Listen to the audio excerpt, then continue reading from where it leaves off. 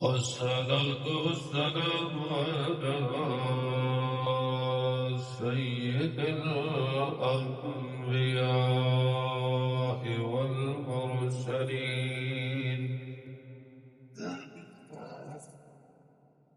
وعلى آله وأصحابه أجمعين.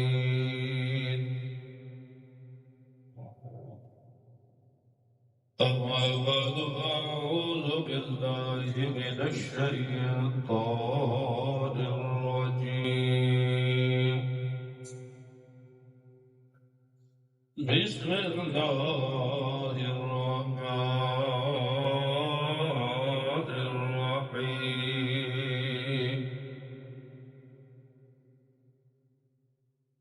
ولقد آتينا إبراهيم رشده من قبل وكنا به عالمين.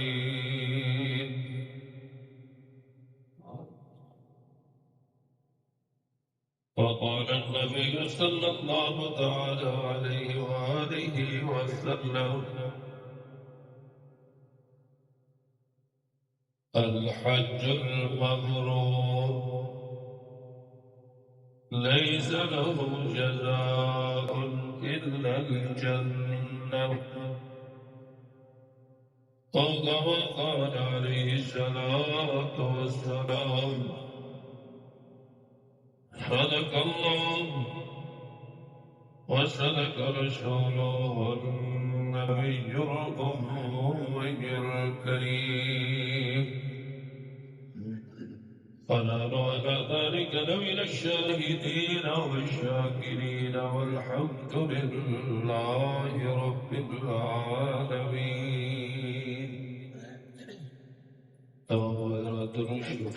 اللهم صل على سيدنا ومولانا محمد وعلى آل سيدنا ومولانا محمد كما صليت على إبراهيم وعلى آل إبراهيم إنك حميد مجيد.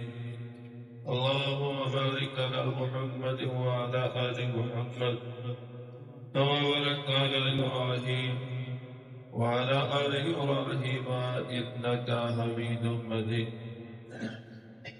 واجب الاحترام بزرگوں بھائیوں دوستوں، ذوالقعدہ کا مہینہ چل رہا ہے. پچھلے جمعرات کو پچھلے جمعرات میں نے عرض کیا تھا کہ یہ حج کا مہینہ ہے اور مجاہدے کراؤ اپنا سامان بند کر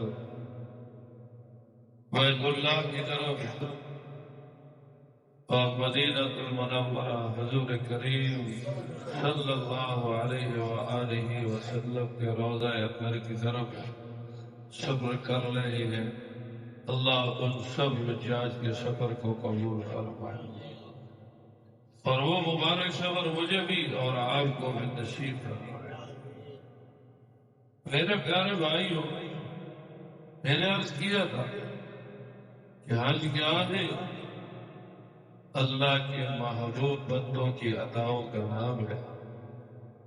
حضرت ابراہیم خلیل اللہ علیہ السلام جب سب کچھ اللہ کے نام پر قربان کر دیا،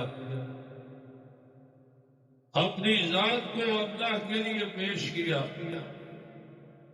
اور اس انداز سے پیش کیا کہ نمرود کے سامنے اللہ کی وحدانیت کا اعلان کیا کہ اللہ ایک ہے، اللہ کے سوا کوئی معبود نہیں ہے، اللہ کی ذات میں بھی کوئی شریک نہیں ہے، اللہ کی صفات میں بھی کوئی شریک نہیں. تو اس قوم کی عادت تھی کہ وہ قوم میلے پہ جاتی تھی حضرت ابراہیم علیہ السلام کو بھی اس قوم نے دعوت دی کہ آپ ہمارے میلے میں ہماری خوشی میں شریک ہو جائیں.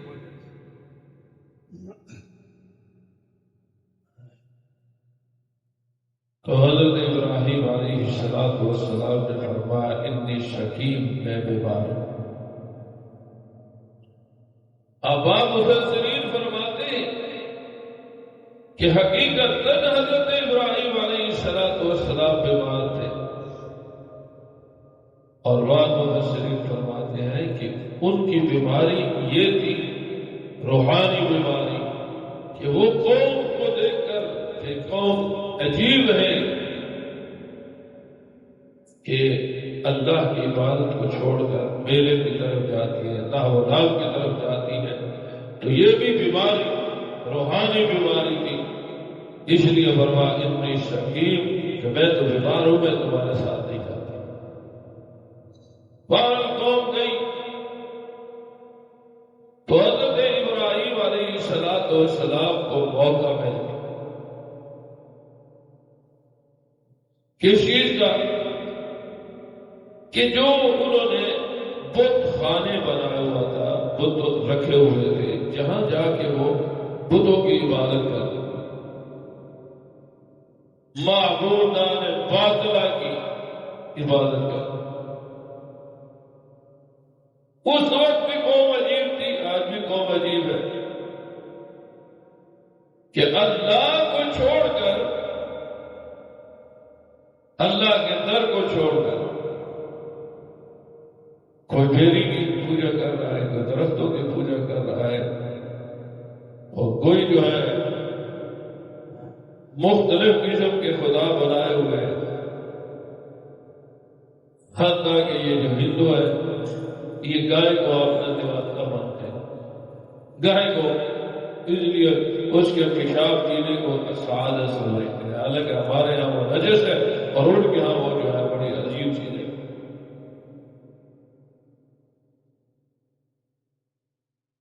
اب آپ خود سوچیں کہ ایک گائے کا پجاری، گائے کا پیشاب پینے والا مسلمانوں کو چیلنج کر رہا ہے، مسلمانوں کو چیلنج کر رہا ہے، مسلمانوں کی جگہ پر مساجد مدارس پر حملہ کر رہا ہے. اور مسلمان بھی عجیب و غریب ہے کہ ابھی بھی وہ کبھی امریکہ کی طرف دیکھ رہے ہیں، کبھی اس کی طرف دیکھ رہے ہیں. اللہ کے بندو، تمہارے پاس تو اتنی بڑی طاقت ہے، وہ ہے ایمان کی طاقت. کس کی طاقت ہے؟ ایمان. کہ تم نے اللہ کو وحدہ لا شریک سمجھا ہے کہ سب کچھ ہونے کا یقین اللہ سے. تو خیر حضرت ابراہیم علیہ السلام ان کے بت خانے میں تشریف لے گئے اور دیکھا کہ بڑے بڑے بت ہیں اور عجیب بت ہے. کوئی چھوٹا بت ہے، کوئی بڑا بت ہے، کوئی اس سے بڑا ہے، کوئی اس سے بڑا ہے، اور ہر ایک کے سامنے، کسی کے سامنے جو ہے دال پڑی ہوئی ہے، کسی کے سامنے کوئی مٹھائی پڑی ہوئی ہے، کسی کے سامنے کچھ پڑا ہوا ہے.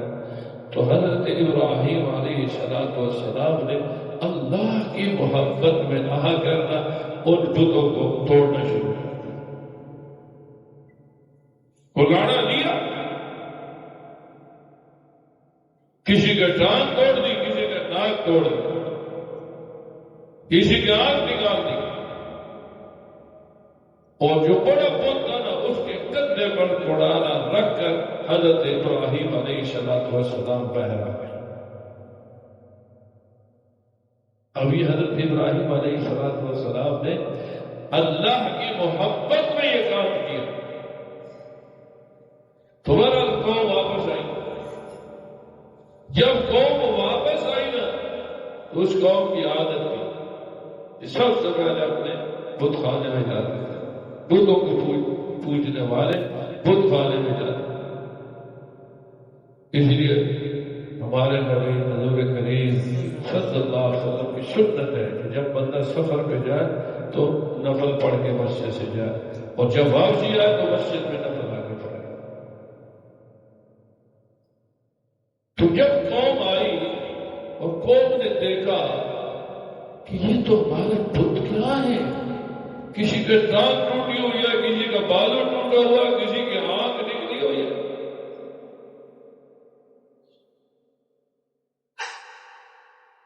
تو کہنے لگے یہ کس نے کیا ہے؟ تو ساروں کی زبان میں ایک ہی بات تھی کہ یہ ابراہیم علیہ السلام نے کیا۔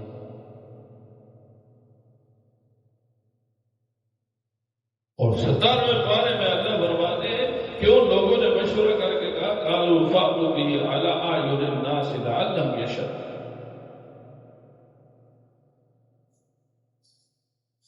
کہ لوگوں کے سامنے ابراہیم علیہ السلام کو بلاؤ اور اس سے پوچھو کہ یہ ہمارے بندوں کے ساتھ کیا کیا۔ قالوا أأنت فعلت هذا بآلهتنا يا ابراہیم،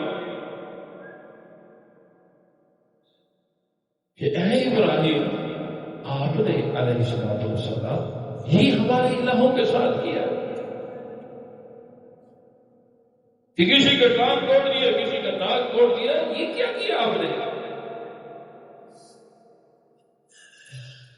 تو یہاں بھی حضرت ابراہیم علیہ السلام نے اللہ کی وحدانیت کا اعلان کیا۔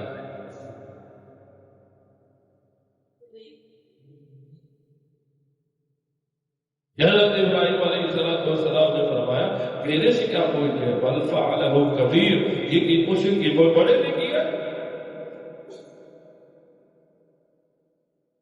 فاسألوہم، ان سے پوچھ لو، ان کا ینطقون، اگر یہ بولتے ہیں، اگر یہ بولتے ہیں نا تو ان سے پوچھ لو۔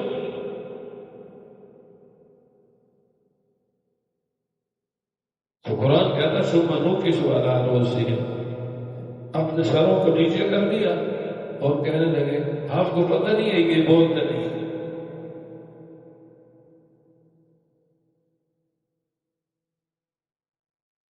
ثم نکسوا علی رؤوسہم لقد علمت ما هؤلاء ينطقون۔ اللہ اکبر۔ ابراہیم علیہ السلام اللہ کی محبت میں آگے کیا کہتے ہیں، اغفر لکم، تحفہ تمہارے اوپر، تمہارے اوپر افسوس ہے کہ تم اس بتوں کی عبادت کر رہے ہو، ما لا ينفعكم ولا يضركم، جو نفع دے سکتے ہیں جو نقصان دے سکتے، جو اپنے بچاؤ نہیں کر سکتا، جو اپنے حفاظت نہیں کر سکتا، وہ تمہیں کیا، تمہاری کیا مدد کرے گا۔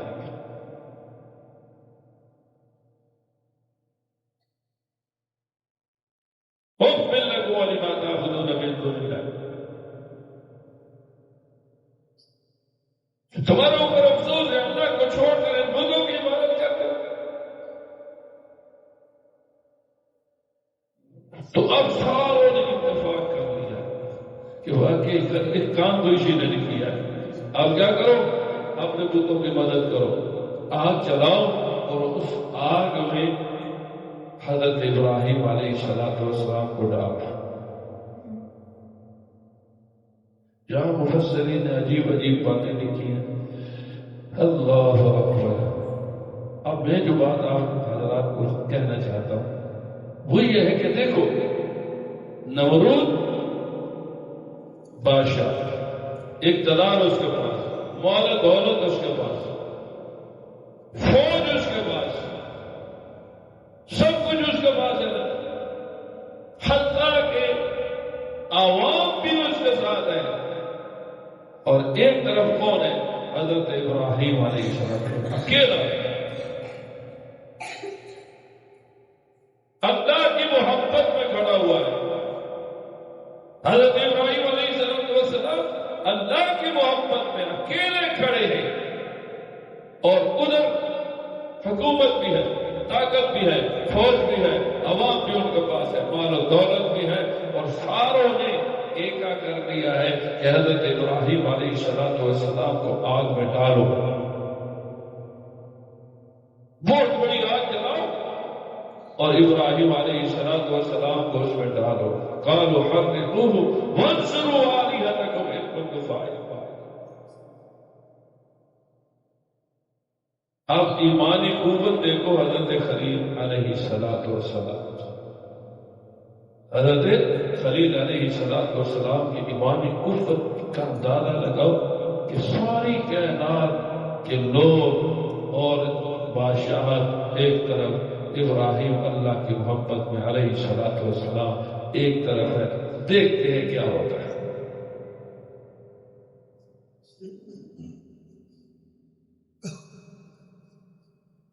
آگ میں ڈالنے کے لیے وہ میں جنین لائی گئی.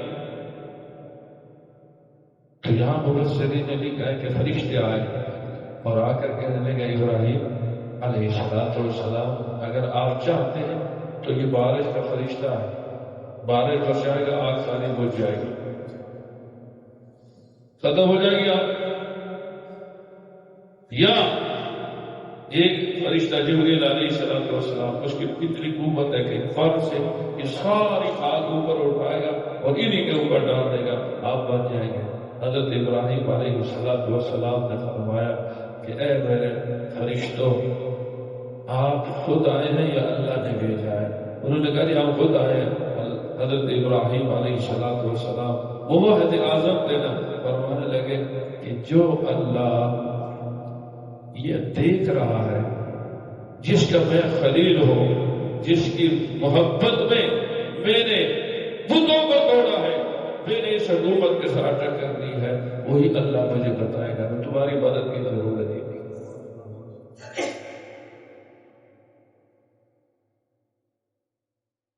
اب انہوں نے آگ میں ڈالا تو اللہ کی قوت دیکھو، اللہ کی مدد دیکھو کہ اللہ نے براہ راست آگ کو حکم دیا، قلنا یا نار کونی بردا وسلاما علی ابراہیم، کہ اے آگ ٹھنڈی ہو جائے، سلامتی والی ہوگا. تو میرے محترم دوستو، یہ جو آج ہم دیکھ رہے ہیں نا اپنے ملک میں، کبھی ادھر ڈرون ہو رہا ہے، کبھی ادھر ڈرون ہو رہا ہے، کبھی ادھر ہو رہا ہے، اصل میں ہمارے اندر وہ قوت ایمانی نہیں ہے، ہمارے اندر وہ توحید خالص نہیں ہے جو انبیاء علیہ السلام اور حضرت خلیل اللہ کی تھی کہ اللہ کے ساتھ ہمارا تعلق آج بھی اتنا مضبوط ہو جائے. تو پھر یہ ہندو کیا ہے؟ کچھ بھی نہیں، یہ کچھ بھی نہیں ہے.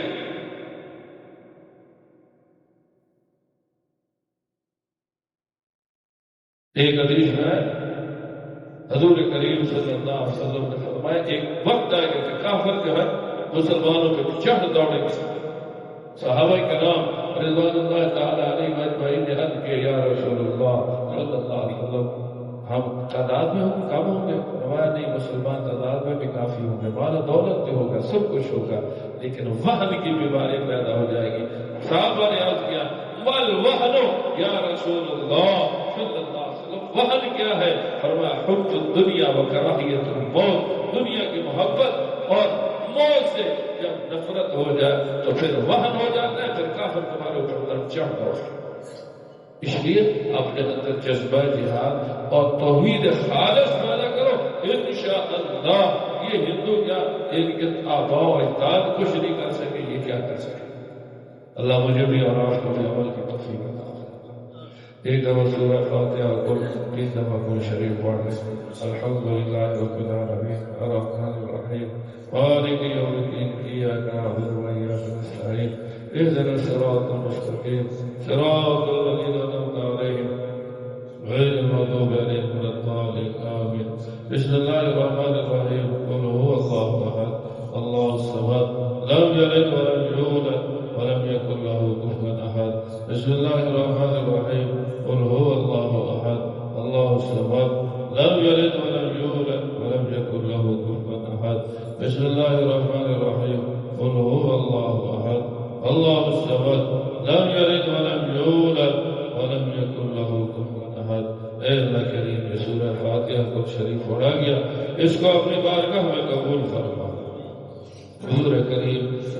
علیہ وسلم کا ہدیہ فرما آقا تو میل برکت سے جمعی انبیاء مرسلین صحابہ کرام اہل بیت اعظام بزرگان دین صوفیات یا سلاسل اربع اور خصوصاً ہمارے استاد رحمۃ اللہ علیہ کا سے ثواب پہنچا ذکر کی لذت نصیب فرما ذکر کی حلاوت نصیب فرما آنا اللیل آنا النہار اپنا ذکر مبارک کرنے کی توفیق عطا فرما افضل ذکر لا الہ الا اللہ محمد رسول اللہ لا الہ الا اللہ لا الہ الا اللہ لا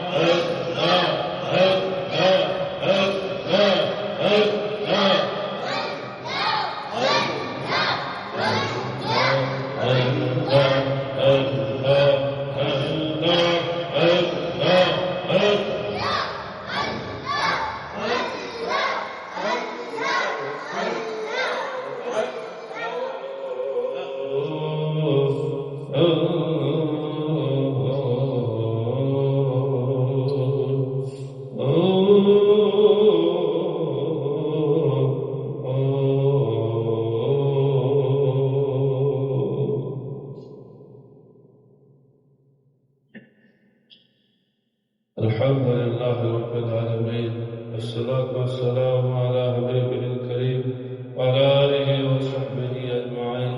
اللهم صل على محمد وعلى آل سيدنا ومولانا محمد عبدك ورسولك، وصل على المؤمنين والمؤمنات والمسلمين والمسلمات. يا ربنا يا ربنا يا ربنا يا ذا الجلال والإكرام، يا ذا الجلال والإكرام. يا رب صل وسلم دائما أبدا على حبيبك خير الخلق كلهم، والحبيب الذي ترجى شفاعته بكل حول من الأهوال المفتهم. يا أرحم الراحمين يا أرحم الراحمين يا أرحم الراحمين، انصرنا فإنك خير الناصرين، انصرنا فإنك خير الناصرين، انصرنا فإنك خير الناصرين، واغفر لنا فإنك خير الغافرين، وارحمنا فإنك خير الراحمين، وارزقنا فإنك خير الرازقين، وارزقنا فإنك خير الرازقين. اے اللہ کریم، امت کی اجتماعی گناہوں کو معاف فرما، اللہ انفرادی گناہوں کو معاف فرما. یا اللہ، آج تیری مخلوق تیری حبیب صلی اللہ علیہ وسلم کی امت جس دور میں پھنس گئی، یا اللہ یقیناً ہمارے گناہوں کی وجہ سے، یا اللہ امت کی اجتماعی گناہوں کو معاف فرما، انفرادی گناہوں کو معاف فرما، عافیت دارین ہم سب کو نصیب فرما. اے اللہ، افغانستان کی حفاظت فرما، یا اللہ ملک کی سرحدات کی حفاظت فرما، یا اللہ یہاں کے بچنے والے مسلمانوں کی حفاظت فرما.